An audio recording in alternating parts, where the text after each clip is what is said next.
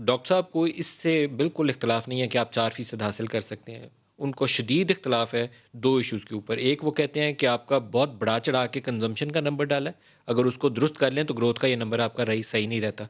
और दूसरा पिछले साल की वो बेस कहते हैं -2% है, -2.1% जिसको आपने रिफ्लेक्ट ही नहीं किया। ये 2 चीज़ें ऐसी हैं जो इस ग्रोथ नंबर को मशकूक बना देती हैं। देखिए मलिक साहब, बात ये है, मैं तो बात करूँगा रियल टाइम बेनिफिशरीज़ की, जो कि उससे बेनिफिट हुए हैं। पहली बात तो ये है कि ये मौजूदा हुकूमत जो है, पहली हुकूमत है, कोविड के दौरान हम हर महीने का अपना डेटा शेयर कर रहे थे।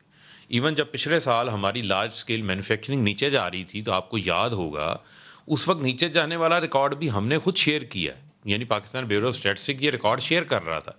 इसी तरीके से अब जब ऊपर जा रही थी, चाहे वो लार्ज स्केल मैन्युफैक्चरिंग हो, डेटा हर महीने हम शेयर करते थे। हमारी एक्सपोर्ट्स हम कंटिन्यूअसली बता रहे थे कि इस माह जो है वो $2 बिलियन से ऊपर जा रही है। इसी तरीके से तरसीलात ज़र के बारे में हम बता रहे थे कि बैरून मुल्क पाकिस्तानी जो है वो हर माह 2 अरब से ज़ायद की तरसीलात ज़र भेज रहे हैं। अब आप ये देखें कि पहले रिव्यू किसने किया? आईएमएफ ने, फिर रिव्यू किया वर्ल्ड बैंक ने, फिर रिव्यू किया स्टेट बैंक ने, इवन जो उनके नंबर्स थे, जो टारगेट्स थे, क्योंकि हमारी जो पैदावार है और हमारी जो एक्सपोर्ट है, उसमें इज़ाफ़ा हो रहा था, नंबर्स बता रहे थे। मैं नहीं बता रहा, ये नंबर्स बता रहे हैं। अब आ जाएँ, आप रियल टाइम सेक्टर्स की बात करते हैं। एग्रीकल्चर सेक्टर पे आप आ जाएँ, गन्ना 22% बढ़ा, क्योंकि ₹300 मन गन्ने का रेट किसान को मिला। उससे पिछले साल उसको कीमत पूरी मिली, किसान ने गन्ना खुल के लगाया।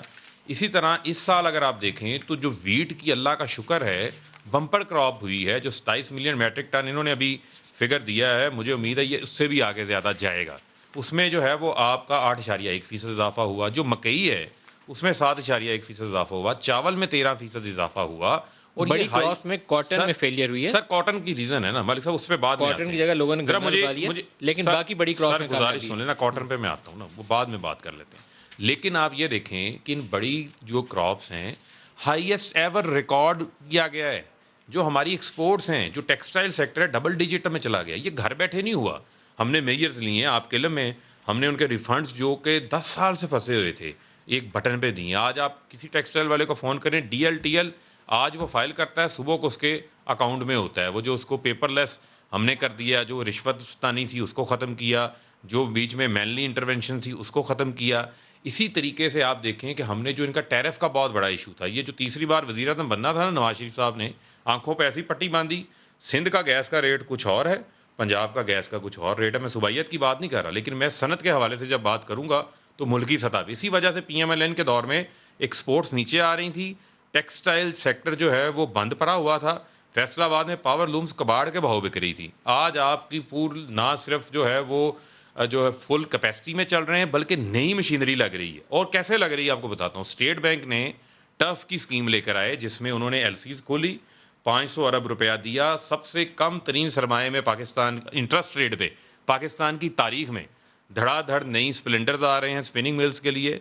एयर जेट लूम्स आ रही हैं, पावर लूम्स आ रही हैं, डिजिटल मशीन्स आ रही हैं। इसके अलावा और जो दीगर सेक्टर्स हैं, वो सारे इसके अंदर अकोमोडेट हुए हैं। और उससे आप देखेंगे हमारी मज़ीद पैदावार में इज़ाफ़ा होगा, एक्सपोर्ट्स में इज़ाफ़ा होगा, इवन हमारी टैक्स कलेक्शन के अंदर इज़ाफ़ा होगा। अभी भी 13% इज़ाफ़ा है। तो ये मैं समझता हूँ तमाम चीज़ें हैं जो पॉज़िटिव्स हैं, क्योंकि हमारा मॉडल है पहले आपने फैसलाबाद का ज़िक्र एक्सपोर्ट किया है, लेड, तो प्रोडक्शन फैसलाबाद से लेड। और जो पीएमएलएन का मॉडल था, फैसलाबाद से रद्द में ले लें पहले, पीएमएलएन का मॉडल ले लेना, तलाल सिर्फ चौधरी से। सिर्फ हुँ, आखिरी 30 सेकंड। हुँ। पीएमएलएन का जो मॉडल था, इनका मॉडल था मांगे तांगे की ग्रोथ, उधार ग्रोथ, कंजम्पशन बेस्ड ग्रोथ थी, इनकी क्रेडिट कार्ड ग्रोथ थी, कि आपका कैमरामैन उठे कहे कि उधार लिया है, नए कपड़े भी ले लिए हैं, गाड़ी भी ले ली है, बंगला भी ले लिया है, बाद में पता हो 5 साल बाद आके जो है वो गला भी घूंटा हुआ है